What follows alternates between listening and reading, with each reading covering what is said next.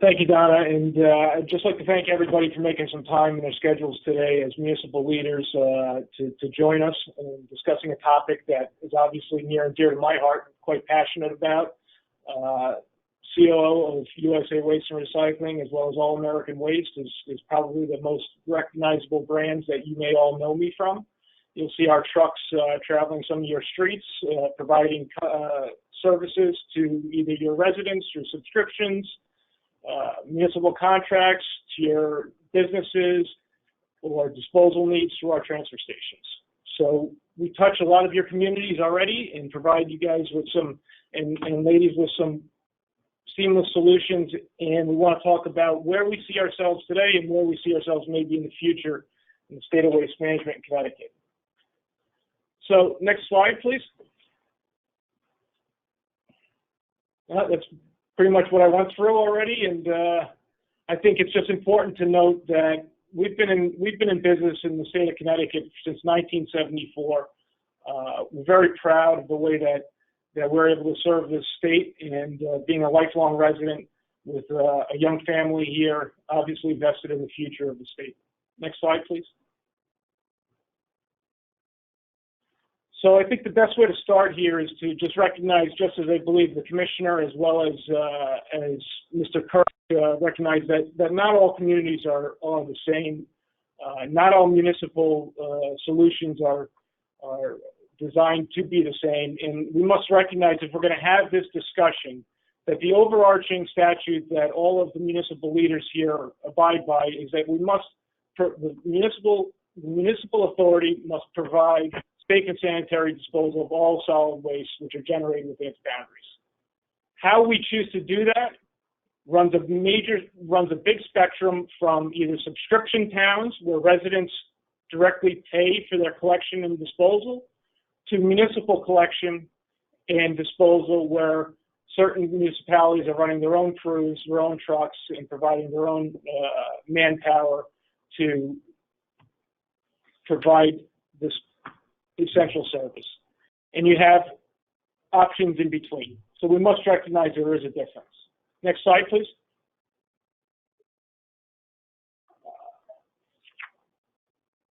In the CCSMM, as Commissioner Dyke spoke about earlier, they recognized and provided a comprehensive survey to municipal leaders on what is important while assessing waste programs. I'd like to apply the same report card structure to what we're currently doing in the state of Connecticut. As you can see, the chart lays out 4 subjects: convenience, affordability, reliability, and sustainability. However, you'll see that reliability actually is ranked the highest and the most important, so I've rearranged them in numerical order based on their actual value to municipal leaders. Next slide, please. Let's talk about reliability. Connecticut's waste management system must be considered to be reliable and resilient. As the commissioner stated, we have a robust infrastructure with 37 material recovery facilities, 100+ transfer stations, 4 permitted anaerobic digesters, 5 waste-to-energy facilities, and hundreds of private and municipal haulers. What's the best way to prove out the resilience and reliability of an infrastructure system? It's stress tests. Whether it's banking or waste management, a stress test is how you test the system. Well, over the last 2 years, unfortunately, we've had to survive and operate and thrive through 2 real-life stress tests. One being a sustained, unexpected shutdown of MIRA, as Mr. Kirk spoke about, where the waste industry, along with MIRA, public and private haulers and disposal facilities came together on a moment's notice to make sure that there was uninterrupted, as Mr. Kirk said, reliable, safe disposal options for everybody in the state of Connecticut. And if you were not in this industry or in some of the seats that all of you serve in your municipalities, you wouldn't have known anything was happening. That is a great testament to the reliability and resilience of our system. Coming right out of that, what are we hit with? COVID-19, once in a 100-year pandemic. Right away, the governor calls on the waste industry to provide an essential service.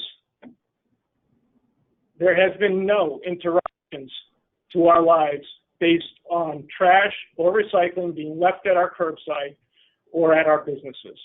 I'm quite proud of the men and women who came to work every day and provided seamless service to all of our residents throughout all of our municipalities. This is not a given. Please look around the headlines. Many jurisdictions, including Maryland, Massachusetts, Philadelphia, and others, have had curbside collection cease, whether it's on trash or recycling or both. This is a testament to the diverse approach to waste management the state of Connecticut has implemented over decades and its success. Next slide, please. Convenience. Once again, not a given. Just in Massachusetts, they're still hand collecting many of their waste streams. However, in Connecticut, most of our communities, 98% of our towns, have curbside pickup. Automation. The vast majority of these services are provided through automated collection vehicles, which allows for higher paid wages to be paid to our drivers, more efficient services, and most importantly, as highlighted through this COVID-19 crisis, a more sanitary and safe options for our essential employees to service our customers in a way where they're not touching people's discards. Recycling. There's no more convenient option for recycling than single stream recycling. We've found that the best way to operate a successful recycling program is to have it be convenient. Single stream fulfills that need, and we see a doubling of recycling rates when instituted. Next slide, please. Affordability. Of course, all this is great, but it must be affordable to the municipalities and its residents. $20 to $40 a month to have a truck come to your house once a week to take away all your trash, twice a month for your recycling. Sounds pretty good to me. Anybody take a look at their cable bill recently? Maybe your Eversource bill? Many, many times the price differential for those services. However, I don't believe we can only look at it for price per month. I think what's important for the municipal leaders here to understand is that the effect of these so-called issues in the state regarding recycling and trash disposal are going to be experienced quite differently from a subscription town, which over 50% of the towns in the state of Connecticut are, versus a municipal collection and disposal system like 15% of our towns are. The amount of cost exposure you actually have as a municipality greatly varies based on that spectrum. And therefore, solutions need to vary. Next slide, please. Sustainability. Never in history has this been a more important and pertinent point in our waste management system. And I'd like to pause right here and congratulate each of you as municipal leaders to be an important part of Connecticut as a national leader in sustainable waste management, and its waste management system is sustainable. Recycling. Year after year, Connecticut is recognized as amongst the top 10 in the country for recycling. As Commissioner Dyke said, year after year, 35% statewide recycling rate, higher than the national average. We do have this robust infrastructure. And maintaining a diverse management option for all of you to be able to handle your waste and recycling needs is one of the key components of keeping our waste management system sustainable.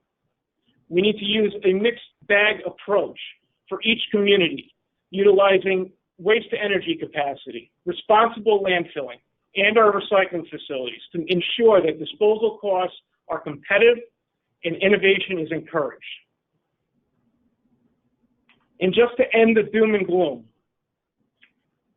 Connecticut's MSW tons actually disposed on an annual basis is trending downward. We understand we have a great responsibility in disposing of our waste. However, we are winning. If you remember the waste management hierarchy, the first part of that funnel is reduction. We are accomplishing this. Does this make sense? Of course it does. Look at your water bottle.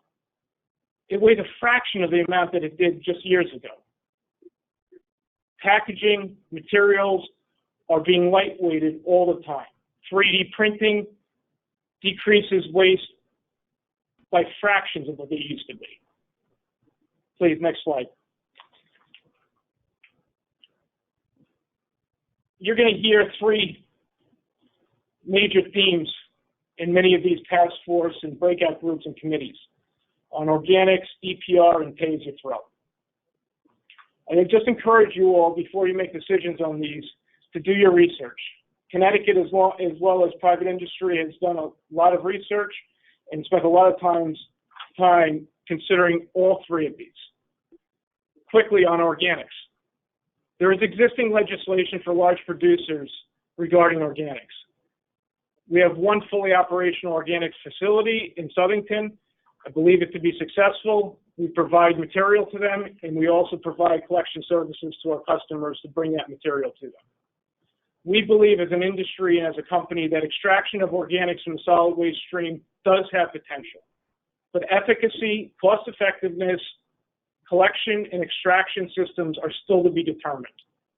There is, and I've made this known to many of the municipalities as well as government officials in DEP. We're excited to work in partnership with these communities, with DEP, for future pilot programs, as we've done in the HRA region, to try to find a system that works. EPR, I refer all of you, Extended Product Responsibility. It's got a very nice name. It's got some very useful implications around hard-to-handle materials, mattresses, paint. We've successfully implemented those, and we support that. We need to look at other materials such as batteries and tires. However, forcing a solution onto a problem that doesn't exist around recycled materials that have long-established and robust infrastructure like consumer packaging is unnecessary and will only create a more inconvenient and expensive solution. Pay-as-you-throw. Important for everybody to understand. Pay-as-you-throw exists in the state of Connecticut. 62% of Connecticut towns have some form of pay-as-you-throw based on a study done by DEP. Again, all commercial services, when we're talking about waste disposal in the state of Connecticut, commercial waste accounts for 50+% of that, is all based on a pay-as-you-throw model. So therefore, let's be careful on considering pay-as-you-throw a catch-all solution. Please, next slide.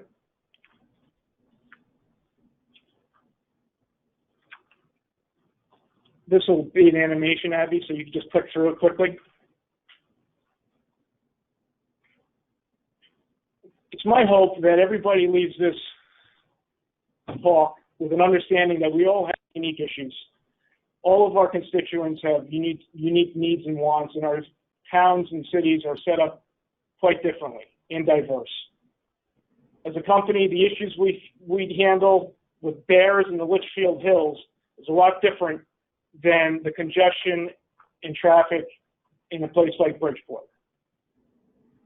It's really not logical or rational to think that a one-size-fits-all approach to waste management will work. All of you, I encourage you, there's so many resources out there, companies like ours included, MIRA, HRA, and DEP. If you really want to look into your waste system, you must first look at what your residents are creating and then create a solution if there needs to be a different one for your individual communities. Next slide. This is my contact information. I'm quite passionate about this, and our company and our industry is invested in the success of waste management throughout the state of Connecticut. We look forward to working with all of you. Happy to answer any questions. Thank you so much, Frank, and to all of our speakers and to our audience for hanging in there. I know we are over time, but I did want to just give a few minutes for questions and the ones that we have in the box now, and I'm just going to run through them quickly. The first question is, why is trucking trash out of state a good option? Why is trucking trash out of state not a good option if the hauling and disposal cost is lower than in our state? I'll just open it up to any one of the speakers that tackle that question.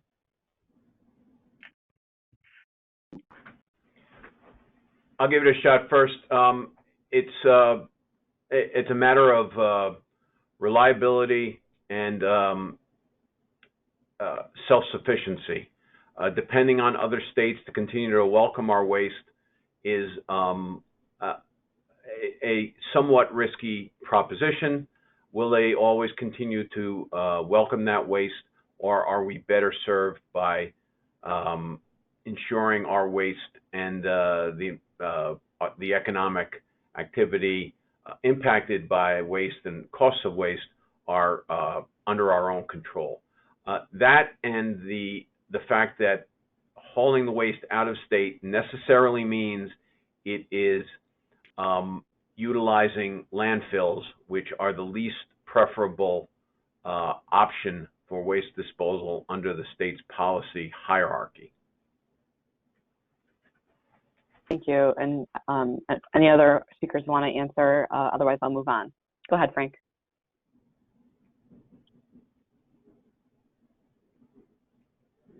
Oh, I think you may be on mute. I apologize, but I don't think we can hear you. Yeah.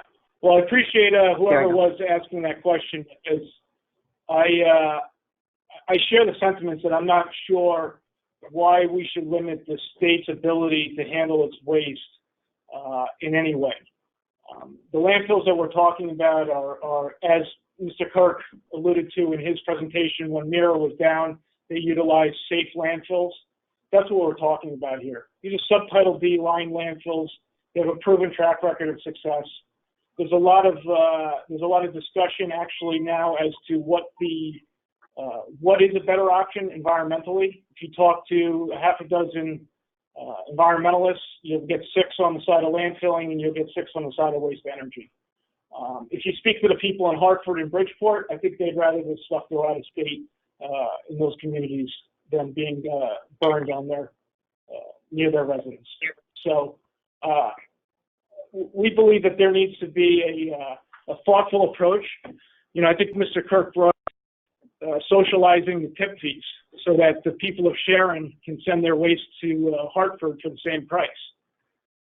I think where we're sitting today with social justice, environmental justice concerns, that's going to become an increasingly hard pill for us to ask our urban centers to swallow.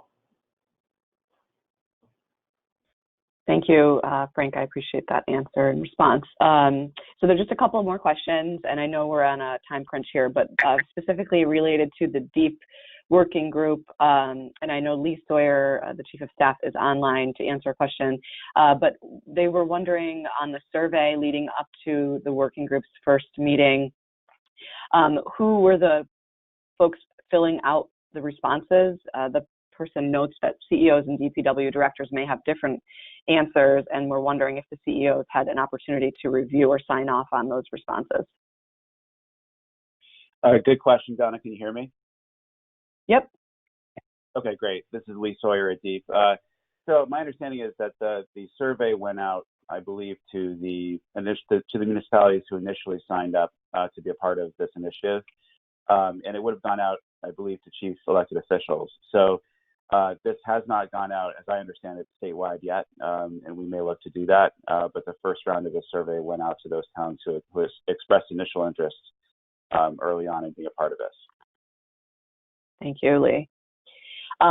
Specifically related to MSW going to landfills, the question is how do we recycle more items, specifically related to bulk items and furniture, for example? Anybody have a response to that?